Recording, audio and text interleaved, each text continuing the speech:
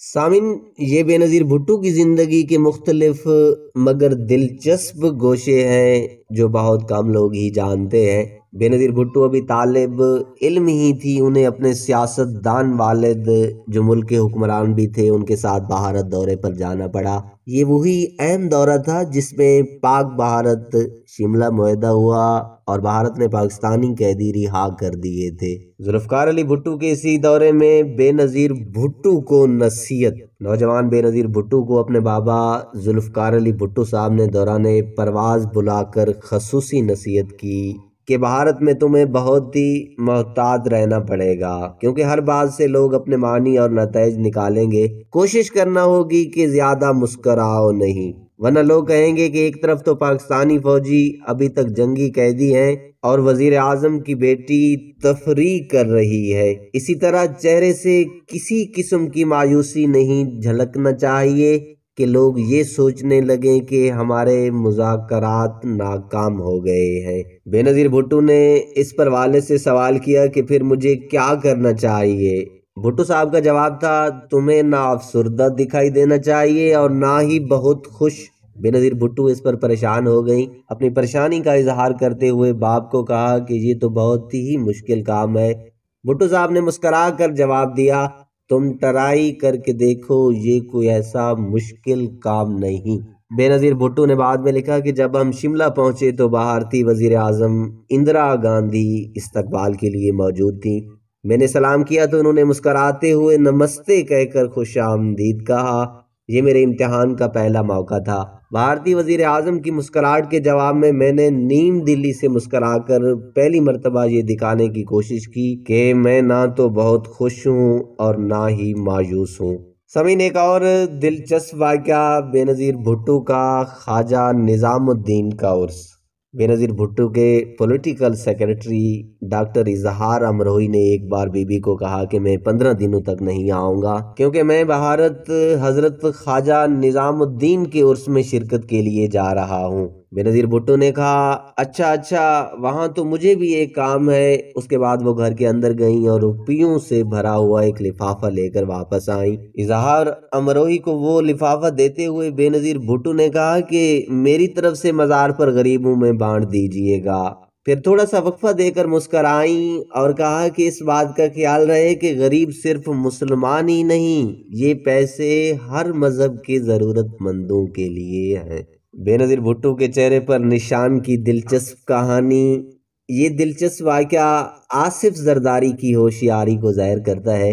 بے نظیر بھٹو وزیر اعظم بننے کے بعد جب تقریر کی ریکارڈنگ کے لیے پہلی بار ٹی وی دفتر آئیں تو کسی کو اندازہ نہیں تھا کہ وہ میک اپ کرانا پسند کریں گی یا نہیں۔ اختر وقار عظیم اسلام آباد سینٹر کے جی ایم تھے، انہیں چیف میک اپ آرٹسٹ نے کہا کہ بی بی کے چہرے پر نشان اور دھبے ہیں جو کیمرے میں برے لگیں گے۔ یہ بات حسین حقانی جو تب سیکرٹری اطلاعات تھے ان کے ذریعے بے نظیر بھٹو تک پہنچائی گئی۔ وہ میک اپ کے لیے فوری تیار ہو گئیں۔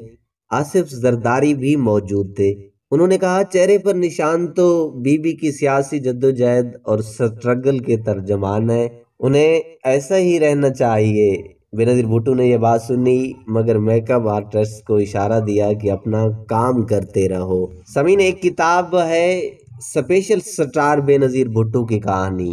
یہ کتاب جھنگ سے تعلق رکھنے والی مصنفہ سیدہ عابدہ حسین نے لکھی ہے۔ کتاب کے دیباچے میں عابدہ حسین کہتی ہیں کہ شروع میں وہ سمجھتی تھی کہ بے نظیر ہر قسم کی قابلیت سے عاری خاتون ہیں، تاہم رفتہ رفتہ جب وہ انہیں سمجھنے لگی تو وہ ان کی مداح بن گئیں۔ عابدہ حسین کا کہنا تھا کہ 12 ستمبر 2007 کو ان کی دوست صحافی نے واشنگٹن سے انہیں فون کر کے بتایا کہ وہ بے نظیر سے انٹرویو کرنے اسلام آباد آ رہی ہے۔ صحافی نے معروف رسالے نیوز ویک کے ایڈیٹر کے ہمراہ اسلام آباد کے سیکٹر F8 میں بے نظیر کے گھر پر ان سے انٹرویو میں سوال کیا کہ کیا وہ جنرل مشرف کے ساتھ کام کرنا چاہیں گی۔ اس کے جواب میں بے نظیر نے کہا کہ اگر ملک کے مفاد میں ہوا تو وہ ضرور ایسا کریں گی۔ بعد میں اسی صحافی عورت نے مشرف سے بھی انٹرویو کیا اور ان سے بھی یہی سوال کیا کیا وہ بے نظیر کے ساتھ کام کرنے کے لیے راضی ہوں گے۔ عابدہ حسین کے مطابق یہ سوال سن کر پرویز مشرف طیش میں آ گئے اور انٹرویو ادھورا چھوڑ کر کمرے سے جانے لگے۔ پھر دروازے سے پلٹ کر پرویز مشرف نے کہا کہ بے نظیر ایک چڑیل ہیں اور ان پر بالکل بھروسہ نہیں کیا جا سکتا۔ مشرف نے کہا کہ بے نظیر غیر محب وطن ہے اور وہ ان کے ساتھ کام کرنے کا سوچ بھی نہیں سکتے۔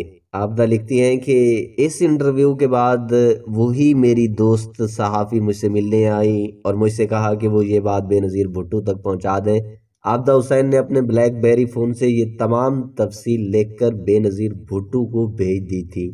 آخر میں عابدہ حسین پیپلز پارٹی کی اس سینٹرل ایگزیکٹو کمیٹی کا تذکرہ کرتی ہیں جس میں آصف زرداری نے بے نظیر کے ہاتھ سے لکھی ہوئی اس متنازع وصیت کا ذکر کیا جس میں کہا گیا تھا کہ بے نظیر کی شہادت کی صورت میں پارٹی کی قیادت آصف زرداری اس وقت تک سنبھالیں گے جب تک بلاول اپنی تعلیم سے فارغ ہو کر پارٹی کی قیادت کرنے کے قابل نہیں ہو جاتے۔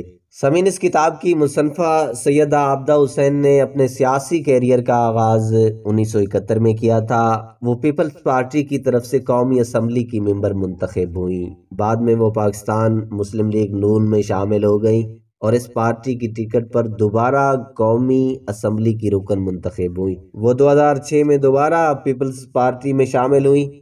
عابدہ حسین 1991 سے 1993 تک امریکہ میں پاکستان کی سفیر بھی رہیں۔ سامعین، آخر میں تنقید یا تائید آپ لوگوں کا حق ہے، مگر جانے سے پہلے ایک کومنٹ ضرور کیجیے گا۔